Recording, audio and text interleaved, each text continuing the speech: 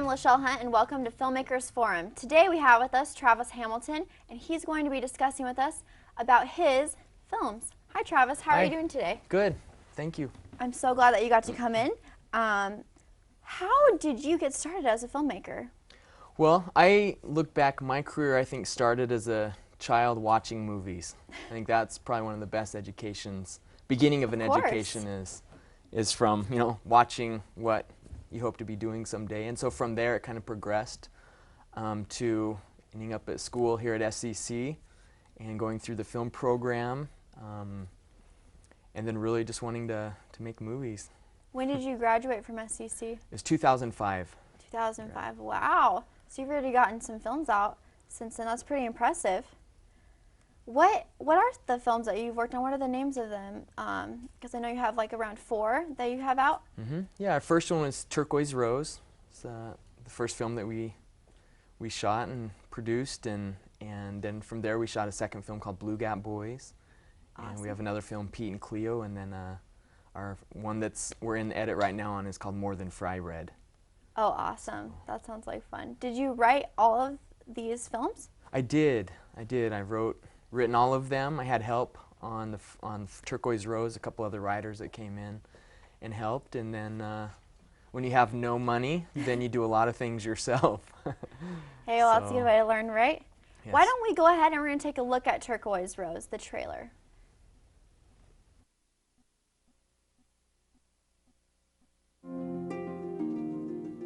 You know it's 9 o'clock, right? Oh my gosh, this was gonna be there at 7. It's too late. You had your shot.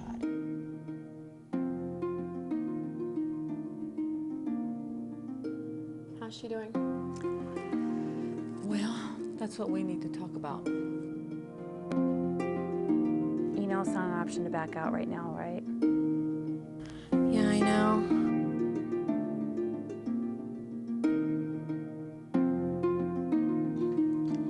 I hope you'll forgive me for not waiting to tell you in person.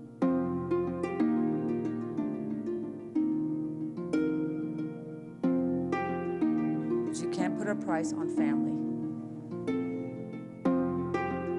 I know you spent a lot of money on that plane ticket.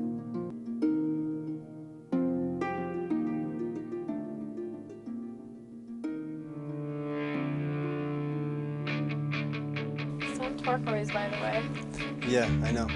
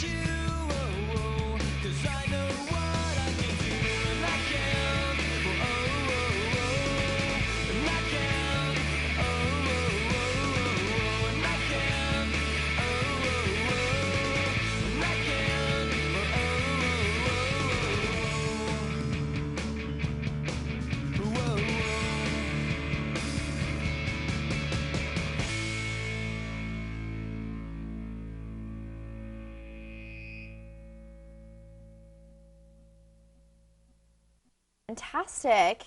Thanks. So you had so much fun with that one that you decided to make a second film right after that, which is called Blue Gap Boys, right? Correct. And what's the main story in Blue Gap Boys? Blue Gap Boys is the story of 3 brothers from a small little community on the Navajo reservation. They have a band, and it's the story of them wanting to make it big, is what it comes down to. So That sounds like fun. yeah. Well, why don't we take a look at that trailer as well? What do you think? Sounds good? Let's go ahead and take a look at that trailer, Blue Gap Boys. It's only the biggest Native event in North American history. My producers from Germany coming to Phoenix to audition bands, res bands. Yeah. Tell me about the money. We're the Blue Gap Boys. Any luck? No 8 tracks, please. Yeah, just CDs.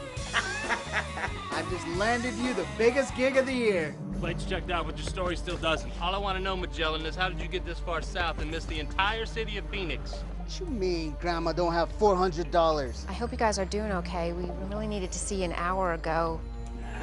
I'm gonna have my lawyer look at it. My lawyer back on the Navajo Nation. I can't trust no lawyers down here in Phoenix. How much of a chance do we really have here? Why do you ask that? Is this some kind of comedy show? Hidden cameras? James, you're a great guy. But great guys aren't rock stars. Yeah, someday we'll quit playing chapter houses. Anything special for dinner? Something American and greasy. They're really good. I'm gonna wait. I'm gonna wait. I'm gonna wait. Don't wait, 'cause you never know just when your life is through.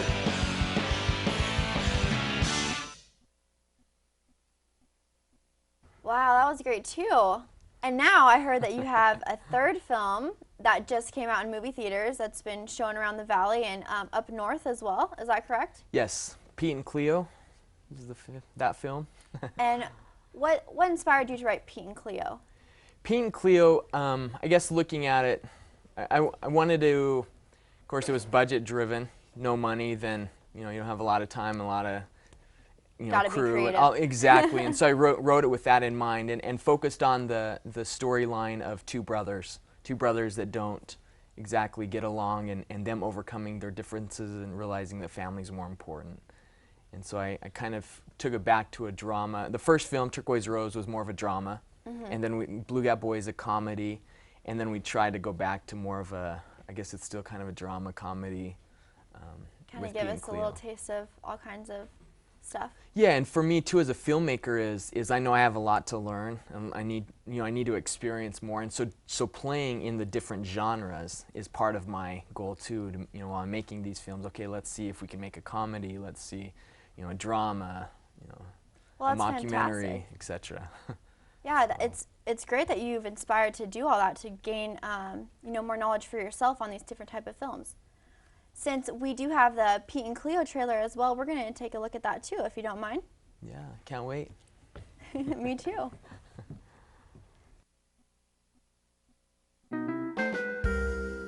Mom, I think your favorite's back.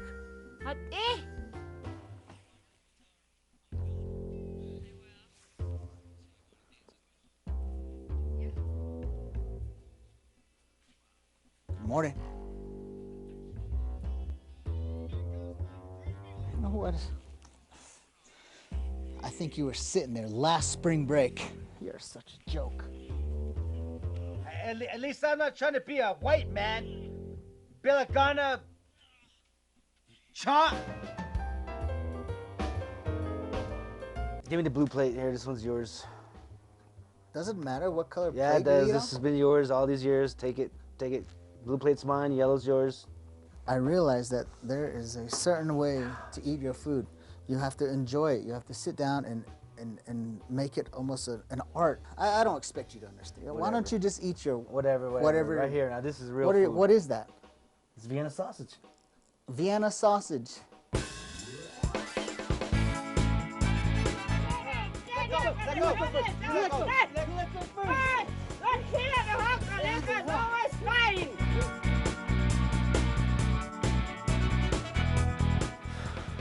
Where did a mess like this even begin? Is this where you put everything in the hogan? Come on, man. What do you want me to say, all right? I don't know. Talk to me. I haven't seen you since last year's spring break. Maybe that's what it is. It bothers me to see you not doing anything here. Maybe you should just go back to the big city, huh? Sounds like you can't handle it here on the res. I've accomplished a lot. I've got my bachelor's degree. Now I'm working on my master's. You think that just comes easily?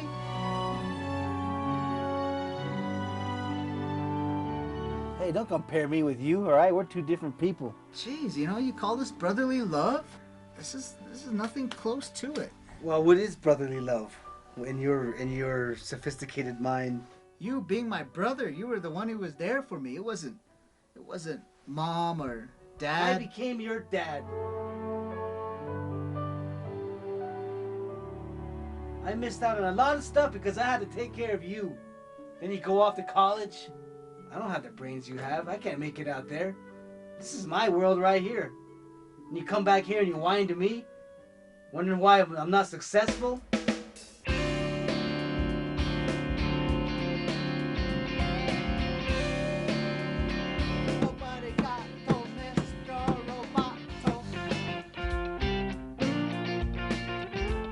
These are what boys would play with, you know? You call yourself a boy? No, I played with this because to make you feel better about yourself. Yeah. All right?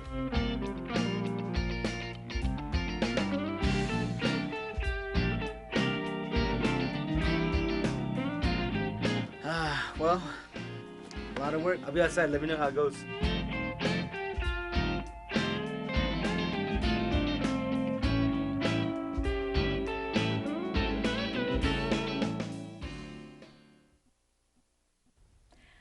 I'm starting to notice a pattern here, Travis. It seems you have a lot of Native American culture in your films, which is great. How did you get involved in making these types of films? What inspired you to make this? Well, I love cultures. I love diversity. I love learning about how the way other people see the world, and not just this is how I was born and raised in southern Idaho, and this is how I see the world. But I love getting different viewpoints of how people live around the world. And so right now, the last 4 films have been Native related. That I hope to take those, and be able to take it and make other films of other cultures around the world. And I guess kind of the heart of the mission that I'm on, so to speak, is trying to help others look at cultures differently than they've looked at them before, and hopefully in that process trying to break down some of the false stereotypes and some of the negative things that maybe people associate with certain cultures, and just trying to help other people understand that we're all very similar.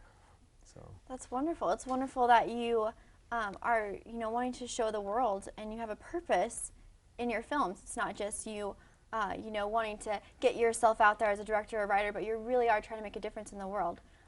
It's really great to meet people like you that do these kind of things and have these films. They're great. And I've heard a lot of people that have actually went out and seen Pete and Cleo out here at the local theaters that you've had it. What was the most difficult thing about shooting on a reservation, would you say? Well, probably the most difficult thing about shooting is the lack of funds. to be straightforward with you, yeah. And shooting on the reservation it's understanding the process, understanding what, specifically Navajo land, what is their process of shooting a film or shooting anything on the reservation.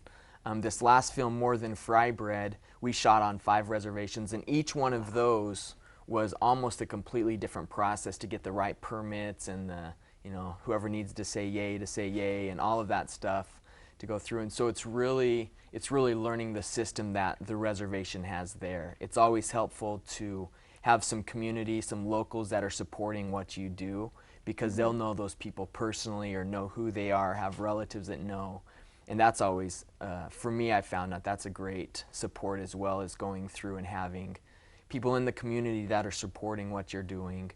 And then it's easier to learn that process and get through that process specific to that reservation. So every reservation that I've worked with is different, but learning that process and understanding that I'm not trying to have people change to how I want to shoot. I'm adapting to their process, and so that's really, I guess, the best thing I could say.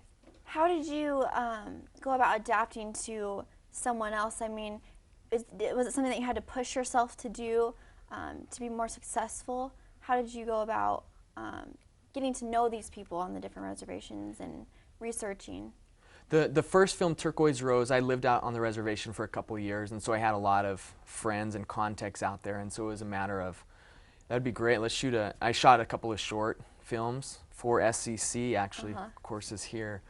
And so that was my beginning of having some friends there, and okay, let's learn the process here, and that was, 10, 12 years ago.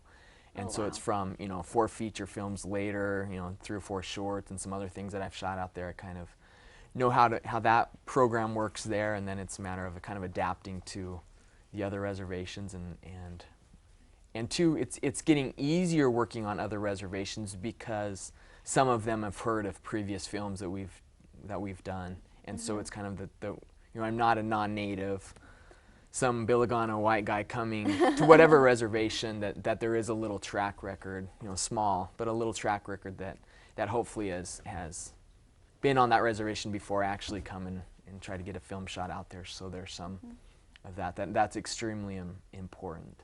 Yeah, I bet. So. Sounds very challenging, and it's awesome that you put yourself out there, and it's a great learning experience for you, I'm sure, too. Still, yeah, still is. Still a film student. How did you get the film out there to the people, to the audiences, and have them be interested or come to your film? What were some of your strategies for that? Going out and running around as fast as I could in whatever direction. I'm still learning that process, and they're still trying to, I'm still trying to develop, okay, this is the best way to release a small niche native related picture to, to the reservation, Navajo, to whoever, and then trying to market to a bigger, non-native audience that might have an interest in Native America. That's still, I don't know. I still don't know how to do that. I did see an article in a newspaper, though, about your film. So you've gone to the newspapers. Do you just call up the theaters and be like, can we show a film here? How do we get Richard? How did that process work? Yeah, that's part of the process. I don't have this is how this is done, but we have, we've gotten some great media, thankfully, specifically Navajo Times has been great, Gallup Independent, Farmington Daily Times, some of those papers that specifically, they have sections or papers that are specifically for the Navajo audience. And so learning, what the people themselves, how do they find out about events? How do they find about things? That's a big process with, okay, they're going through the paper, how do we get, and a lot of times too with media, it's them contacting me. They heard somehow there's this story, and so it's them contacting me or, one of the actors and tell us more about this film, and so it's really. So you have to go by word of mouth sometimes. It's totally word of mouth, and that's with having a couple. I still, Turquoise Rose, we released it in 2007. We shot it, I think, 2005, 2006, somewhere in there. And literally just had a call last week, people in Michigan, a college in Michigan wanting to get the rights to show it to their native, indigenous groups up there, and, And so it's still barely getting out of the South. It's still, I run into Navajos on the reservation that still haven't heard of Turquoise Rose, our first film, and so it's still okay, what aren't we doing? What do we need to keep doing? And it's really with 4 films, with 3 that have been released, it's a matter of, hit and miss, what's working, what's not. Well, I'm so excited to talk about your last film, but first we're going to cut to a commercial break, so we'll be right back.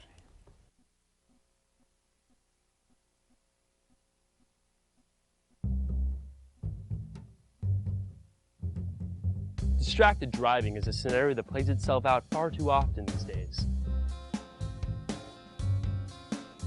Texting, eating, listening to music while driving, they're all things we enjoy. However, doing them while driving can put us all at risk. Remember, keep focused, stay safe.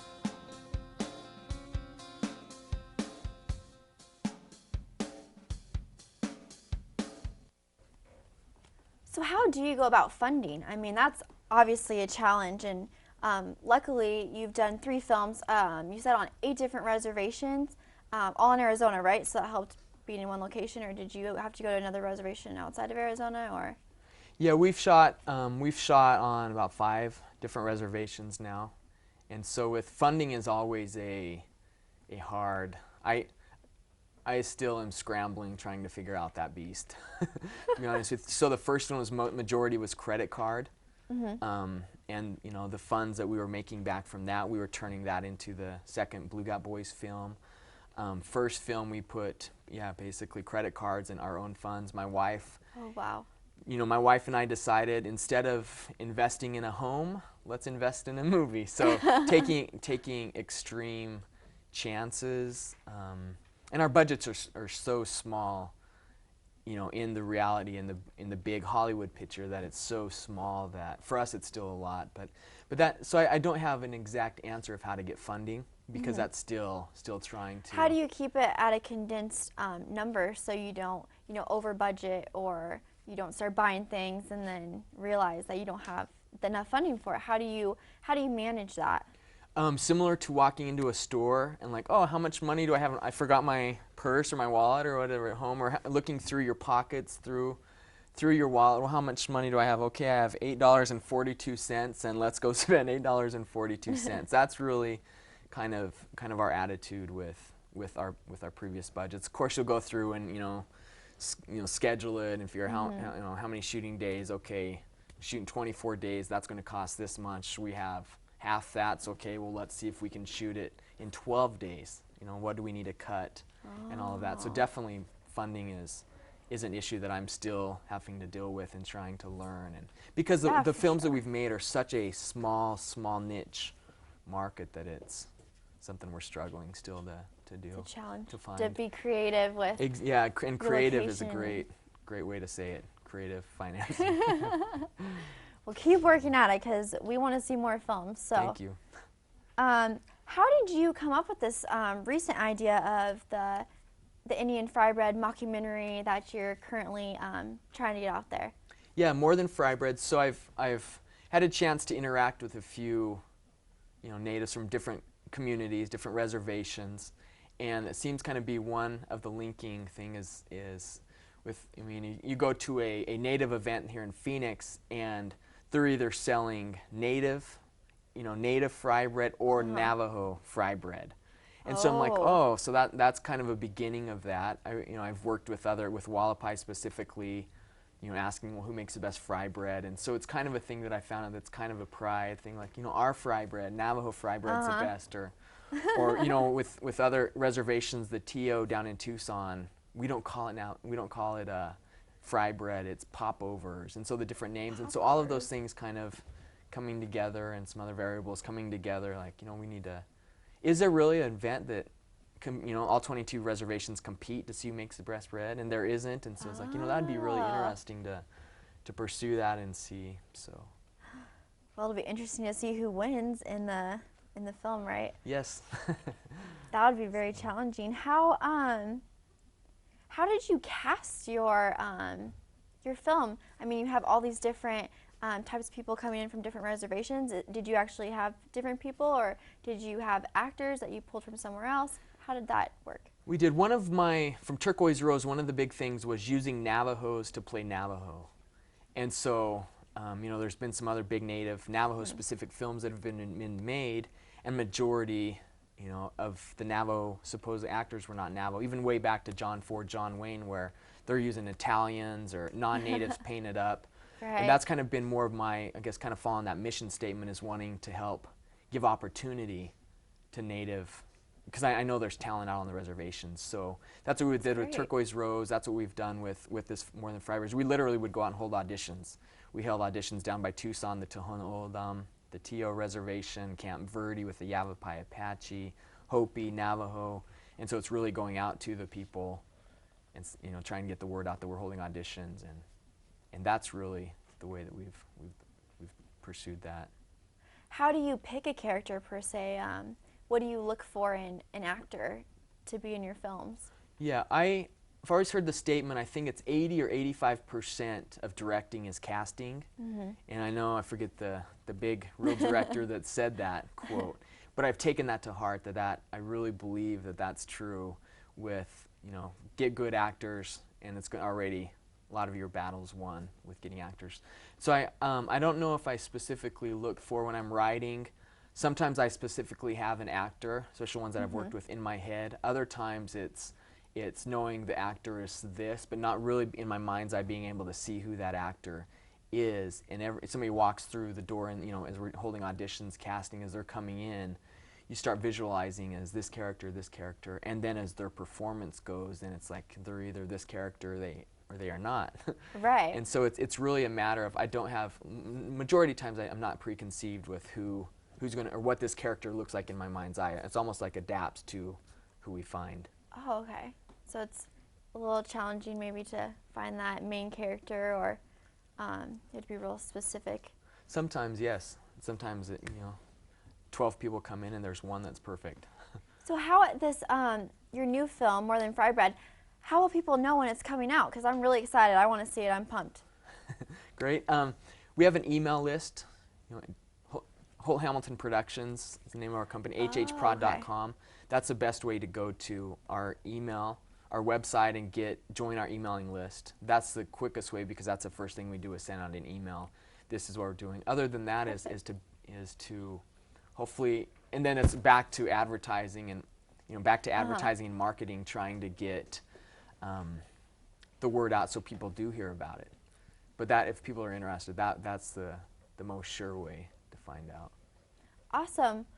Well, thank you very much for being on our show. And again, if you would like to check out more about Travis and his films, go to www.hhprod.com. And thank you so much for coming in. Thank you. I'm really excited to go see your new film. Thank you.